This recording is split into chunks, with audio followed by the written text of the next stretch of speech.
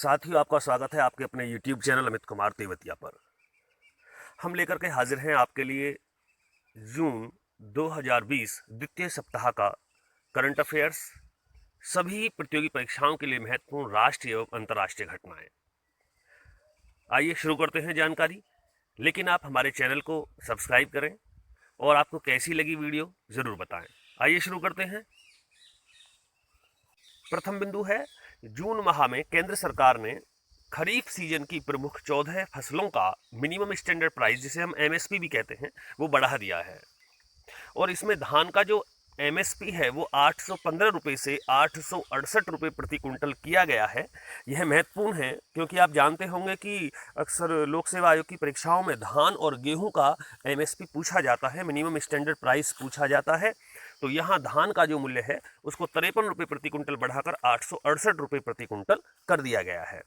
अन्य जो सभी दाम यहाँ लिख रहे हैं एमएसपी, वो केवल इसलिए है ताकि आपको उनकी भी जानकारी हो, लेकिन हमें गेहूं और धान ही महत्वपूर्ण होते हैं प्रतियोगी परीक्षाओं के लिए। साथियों, बिंदु 2 देखिएगा।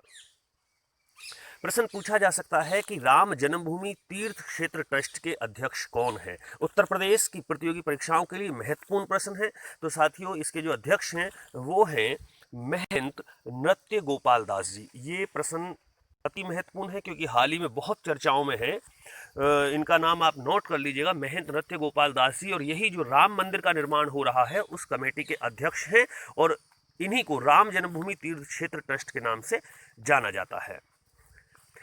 यदि हम बात करें तीसरे महत्वपूर्ण बिंदु की, तो वो जून के माह में रहा कि महाराष्ट्र के ग्रामीण क्षेत्रों में भारी नुकसान पहुंचाने वाला जो चक्रवात था उसका नाम क्या था। तो आप यहाँ जवाब दे सकते हैं। उस चक्रवात का नाम रखा गया निसर्ग। इससे कुछ समय पहले एम्फान चक्रवात आया, जिसे हम सुपर साइक्लोन कहते हैं, वो सुपर चक्रवात था जिसके कारण पश्चिमी बंगाल और उड़ीसा में बहुत अधिक नुकसान हुआ। यहाँ ये भी जानना एक आश्चर्यचकित है कि जो चक्रवात होते हैं इनके नाम पड़ते कैसे हैं। किसी का निसर्ग है, कोई एम्फान है, तो ये नाम किसने दिए, आइए जानते हैं हम अपनी अगली स्लाइड में। ध्यान से सुने आप। अरब सागर में उठे चक्रवात को जो निसर्ग नाम दिया गया है, यह निसर्ग नाम दिया बांग्लादेश ने।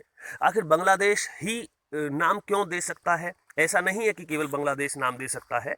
जो बंगाल की खाड़ी है, आप दूसरे पॉइंट में देखिएगा, यदि आप ध्यान से देख रहे होंगे, बंगाल की खाड़ी और अरब सागर में उठने वाले चक्रवातों के नामों की जो शुरुआत हुई वो 2000 में हुई है। और इसके लिए वर्ष 2004 से एक फॉर्मूला भी मंजूर किया गया है कि इन चक्रवातों को नाम कौन दे सकता है और कैसे दे सकता है। साथियों, चक्रवातों को नाम देने के लिए एक पैनल गठित किया गया है। इस पैनल में वो सभी देश सम्मिलित हैं जो बंगाल की खाड़ी और अरब सागर के किनारे पर बसे हुए हैं। हम समझ सकते हैं। आप देखिएगा, जैसे कि भारत यहाँ से शुरू होता है।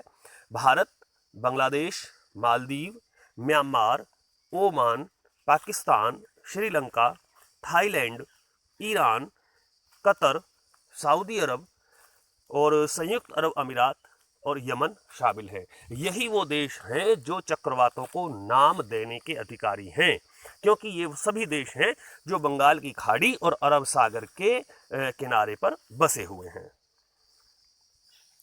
यदि आप ध्यान से देखें तो अप्रैल 2020 में जो भारत मौसम विज्ञान विभाग है उसको इन सभी देशों ने, जिनका पहले स्लाइड में आपने नाम सुना, 160 नाम सुझाए, जिसमें निसर्ग था, अर्णव, आग, व्योम, अजर, प्रवंजन, तेज, गति आदि शामिल है। ऐसे ही 160 नाम सुझाए गए हैं कि यदि कोई भी चक्रवात उठता है तो उसको 160 सुझाए गए नामों में से नाम दिया जाना चाहिए। तो यह भारत मौसम विज्ञान ने जो नाम इस बार दिया है, जिसने महाराष्ट्र में नुकसान पहुंचाया चक्रवात ने, निसर्ग, यह नाम बांग्लादेश द्वारा सुझाया गया था। आगे बढ़ते हैं, उससे पहले आप एक बार देख लीजिएगा कि यदि आप ऑफलाइन कोचिंग करना चाहते हैं, आप हमारे कहीं भी आसपास के क्षेत्र में रहते हैं, तो आप तेवतिया क्लासेस में संपर्क कर सकते हैं, सिकंदराबाद रोड, गुड़ाउठी, उत्तर प्रदेश। बढ़ते हैं आगे। बिंदु 4 अति महत्वपूर्ण है। भारत कृषि प्रधान देश है, भारत की जो रीढ़ है वो कृषि है, तो कृषि सुधारों की दिशा में भारत सरकार महत्वपूर्ण कदम उठा रही है। जून माह में भी इसी प्रकार से एक अध्यादेश लागू किया गया है जिसे हम पहले आवश्यक वस्तु अधिनियम के नाम से जानते थे। जी हाँ, आप ध्यान से देखें कि जो किसानों का अध्यादेश था, वस्तु अधिनियम था, वो इस समय किसानों का सशक्तिकरण और संरक्षण अध्यादेश 2020 कहलाएगा। इसमें कुछ परिवर्तन किए गए हैं। यह कृषि उत्पादों को आवश्यक वस्तु अधिनियम 1955 में सुधार हेतु किया गया है। आवश्यक वस्तु अधिनियम की सूची से खाद्यान्न, तिलहन और दलहन फसलों के साथ प्याज और आलू जैसी प्रमुख फसलों को बाहर कर दिया गया है। अर्थात पहले ये आवश्यक अधिनियम 1955 के तहत बाजार में इनको बेचा जाता था। किसान एक जगह ही अपनी फसल को बेच सकता था, लेकिन इसके बाद किसान पूरे देश के किसी भी राज्य में, केंद्र शासित प्रदेश में अपनी फसलों को, अपनी उपज को बेच सकता है। यह महत्वपूर्ण है। और इसमें एक दूसरा महत्वपूर्ण बिंदु और है, वो आप ध्यान कर लीजिएगा कि कोई भी भूस्वामी अपनी कृषि को पट्टे पर दे सकता है। ठीक है, आगे बढ़ते हैं। बिंदु 5 पर गौर कीजिएगा। भारत चीन के बीच जो सीमा विवाद है इस समय पुरजोर पर है। गलवान घाटी से जो चाइना है वो पीछे हटने का नाम नहीं ले रहा है, लेकिन वहीं यह और गंभीर रूप भी ले सकता है। इसका एक महत्वपूर्ण कारण ये भी है कि जो पाकिस्तान का बलूचिस्तान प्रांत है, जो बार बार पाकिस्तान से स्वतंत्रता की मांग करता है, वहाँ ग्वादर बंदरगाह, सब जानते हैं कि ग्वादर बंदरगाह बहुत प्रसिद्ध है पाकिस्तान में। उसके नज़दीक ही चीन चुपचाप एक अपना हाई सिक्योरिटी कंपाउंड बना रहा है, अर्थात नौसैनिक अड्डा बना रहा है। वह प्रत्येक ओर से हिंद महासागर, अरब सागर, बंगाल की खाड़ी में अपनी स्थिति को मजबूत कर रहा है, जिससे वो भारत को हर जगह घेर सके। आगे बढ़ते हैं। अभी 5 जून को विश्व पर्यावरण दिवस के रूप में मनाया गया। वहीं भारत सरकार ने शहरों में फिर से जंगल विकसित करने की एक नई पहल शुरू की है। जी हाँ, फॉरेस्ट सिटी, किसी भी एग्जाम में आ सकता है कि फॉरेस्ट सिटी क्या है। तो यह शहरी वन योजना है, इसके तहत विकास किया जाएगा और अगले 5 सालों में 200 नगरों में वन विकसित किए जाएंगे। जी हाँ, आप यहाँ ये वन पढ़ें, वन विकसित किए जाएंगे। यह जानकारी पर्यावरण मंत्री प्रकाश जावड़ेकर ने दी। इस समय आप तेवतिया कोचिंग क्लासेस के माध्यम से YouTube चैनल पर, अमित कुमार तेवतिया YouTube चैनल पर यह जानकारी ले रहे हैं। आगे बढ़ते हैं बिंदु 7 की ओर। यदि प्रश्न पूछा जाए तो सब बच्चे जानते हैं कि भारत का सबसे जो लंबा रेलवे प्लेटफॉर्म है वो गोरखपुर में है। अपितु यहाँ भारत का की जगह अगर विश्व का कहें तो अभी गोरखपुर रेलवे प्लेटफॉर्म सबसे लंबा है, जिसकी लंबाई 1366 मीटर है। लेकिन अब दक्षिण पश्चिम रेलवे जोन के अंतर्गत हुबली स्टेशन का जो प्लेटफॉर्म नंबर 1 है उसको 500 मीटर बढ़ा करके उसकी लंबाई 1400 मीटर की जा रही है। अतः आप समझ गए होंगे कि अब भी दुनिया का सबसे लंबा प्लेटफॉर्म भारत में ही रहेगा, परंतु यह गोरखपुर में नहीं, यह होगा कर्नाटक के हुबली स्टेशन पर। यह आप ध्यान रखेंगे, दुनिया का सबसे लंबा प्लेटफॉर्म कर्नाटक के हुबली स्टेशन पे। ठीक है, चलिए आगे देख लेते हैं। बिंदु 8 है कि हाल ही में बासु चटर्जी का निधन हुआ, यह संबंधित थे। तो आपका जवाब होना चाहिए फिल्मी क्षेत्र से, क्योंकि मशहूर फिल्म निर्देशक बासु चटर्जी, इनका जो निधन है वो 93 वर्ष की आयु में हाल ही में हुआ। और इनकी जो प्रसिद्ध फिल्में हैं जैसे पिया का घर है, छोटी सी बात, रजनीगंधा, बातों बातों में, खट्टा मीठा, चित्तूर और चमेली की शादी आदि हैं। साथियों आगे बढ़ते हैं। पश्चिमी बंगाल के कोलकाता पोर्ट ट्रस्ट का नाम बदलकर कर दिया गया है श्यामा प्रसाद मुखर्जी पोर्ट ट्रस्ट।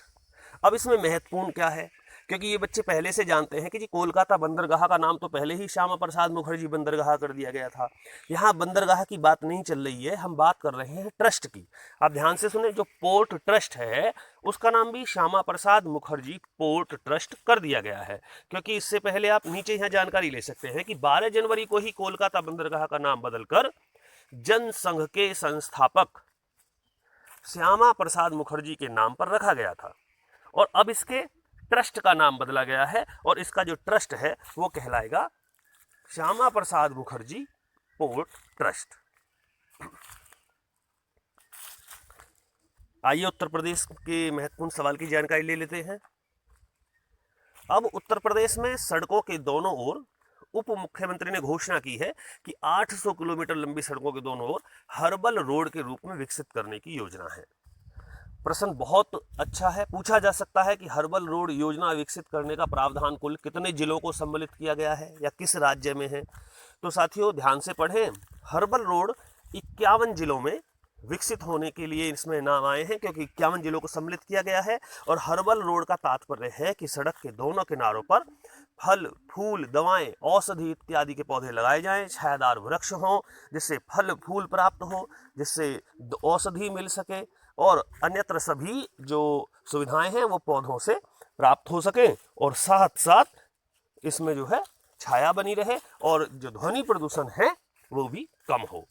वहीं यदि हम बात करें बिंदु 11 की, तो इसमें प्रधानमंत्री के जो निजी सचिव हैं विश्व बैंक कार्यकारी निदेशक के सलाहकार बने हैं। इनका नाम है राजीव टोपनो। इसमें आप यही याद रखेंगे कि पूछा जा सकता है कि हाल ही में कौन है प्रधानमंत्री के सचिव जो विश्व बैंक के कार्यकारी निदेशक के सलाहकार बने। विश्व बैंक का कार्यकारी सलाहकार होना भी बहुत बड़ी बात है। इसमें जो नाम है वो है राजीव टोपनो का। बिंदु 12 देख लीजिएगा। भारत और ऑस्ट्रेलिया के प्रधानमंत्रियों की अगुवाई में पहला वर्चुअल शिखर सम्मेलन हुआ है। इस शिखर बैठक में भाग लिया ऑस्ट्रेलिया के प्रधानमंत्री और भारत के प्रधानमंत्री ने, और 7 समझौतों पर हस्ताक्षर किए हैं। इसके साथ ही 2 घोषणा पत्रों पर भी इनके हस्ताक्षर हुए। अतः कुल इन्होंने 9 समझौते हैं जिन पर हस्ताक्षर किए हैं। यह पहला वर्चुअल शिखर बैठक थी कोरोना महामारी संकट को देखते हुए। और इसमें जो सबसे महत्वपूर्ण समझौता रहा वो क्या था? रक्षा सहयोग का। अब जो दोनों देश हैं ऑस्ट्रेलिया और भारत, एक दूसरे के सैन्य अड्डों का भी इस्तेमाल कर सकेंगे। ऐसा समझौता भारत का बहुत कम देशों से है जो सैन्य अड्डों के प्रयोग की अनुमति दे।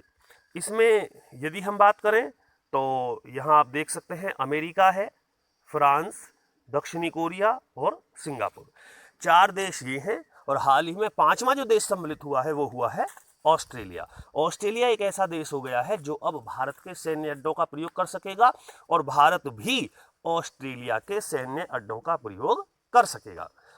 तो साथ ही यहाँ सूचना भी है, आप नीचे देख रहे होंगे कि प्रत्येक रविवार को सुबह 10 बजे लाइव चैट के माध्यम से आप हिस्सा बन सकते हैं खेलो खेल ज्ञान का। एपिसोड 5 प्रस्तुत होगा जो कि रविवार आ रहा है। इसमें आगे बढ़ते हैं। बिंदु 13 बहुत महत्वपूर्ण है। जो नाम आप इस समय देख रहे हैं अपनी स्लाइड पर, कैथी सुलिवान। जी हाँ, कैथी सुलिवान जानी जाती थी अंतरिक्ष में चहलकदमी करने वाली प्रथम महिला। लेकिन ये सवाल पुराना है।